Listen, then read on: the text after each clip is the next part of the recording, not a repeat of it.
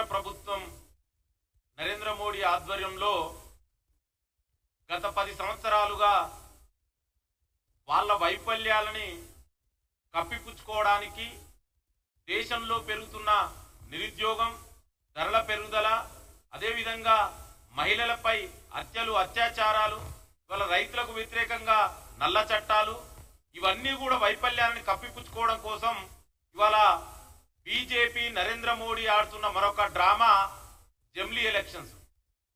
మిత్రులారా, భారత రాజ్యాంగం ప్రకారం article 1 India is A union of states, భారత సంయుక్త రాష్ట్రాలు. ఇవాళ యూనియన్ అనేది సపరేట్ ఉండదు. ఈ దేశంలోని అన్ని రాష్ట్రాలు కలుస్తేనే అది ఒక భారతదేశం.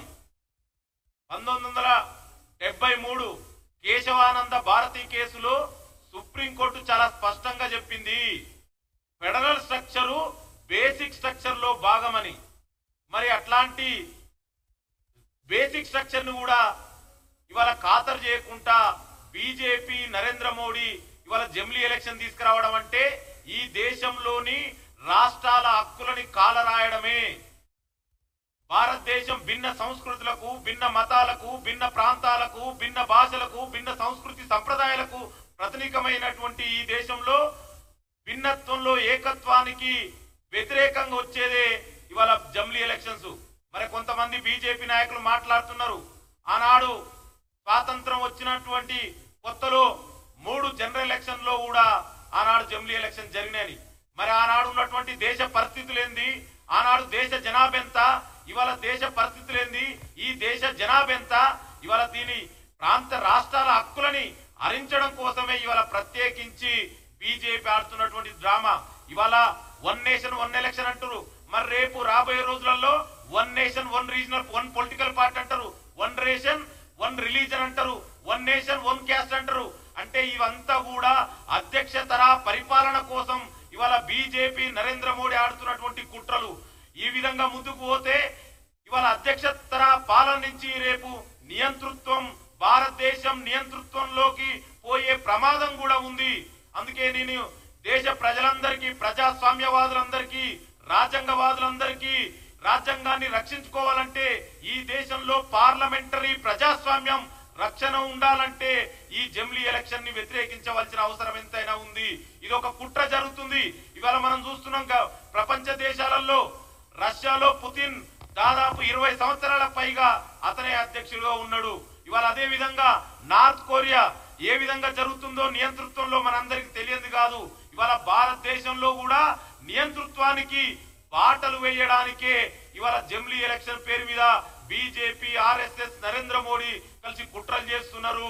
ఎందుకంటే ఈ దేశంలో మనం చూసినాం, ఆప్కి బార్ 400 బార్ అన్నారు, ఇవాళ 400 సీట్ల నుంచి 240 సీట్లకు తీసుకొచ్చారు. మరి కాంగ్రెస్ లేదనుకున్నారు, ప్రాంతీయ పార్టీలు వద్దన్నారు, ప్రతిపక్ష పార్టీలు లేవన్నారు. అదే ప్రతిపక్ష పార్టీ ఇవాళ రాహుల్ గాంధీ గారి నాయకత్వంలో లోక్సభలో ప్రధాన ప్రతిపక్షంగా అవతరించింది. ఇవాళ రాహుల్ గాంధీ గారు తీసుకున్నటువంటి నిర్ణయాలని, ఏదైతే క్యాస్ట్ సెన్సెస్ ఇవాళ కావాలని, ఈ దేశంలో మెజార్టీ ప్రజలకు సామాజిక న్యాయం జరగాలని ఏదైతే నిదానం తీసుకున్నాడో దానికి వ్యతిరేకంగా ఇవాళ బీజేపీ, ఆర్ఎస్ఎస్ మతోన్మాదాలు కుట్రలు చేస్తున్నారు. దానికి వ్యతిరేకంగానే ఇవాళ జమిలీ ఎలక్షన్ అనేది నాటకం ఆడుతున్నారు.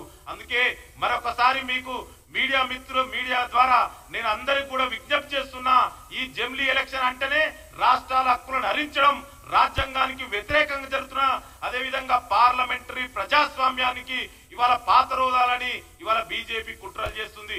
ఇవాళ దేశ ప్రజలందరూ కూడా గమనిస్తున్నారు.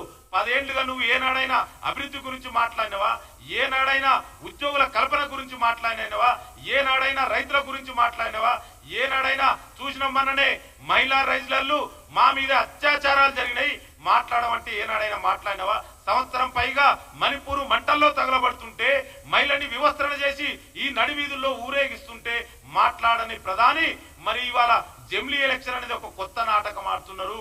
ఇవాళ ప్రధాన ప్రతిపక్ష నాయకుడు రాహుల్ గాంధీ గారికే రక్షణ లేకుండా పోతుంది. సొంత పార్టీ ఎమ్మెల్యేలు, ఎంపీలే ఇవాళ ఆయనని ఏ విధంగా అసభ్యంగా మాట్లాడుతున్నారు రాహుల్ గాంధీ గురించి మనం చూసినాం.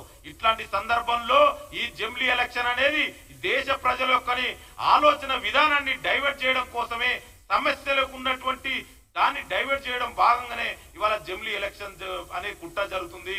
మనందరం కూడా ఈ జమిలీ ఎలక్షన్ ని వ్యతిరేకించాలి.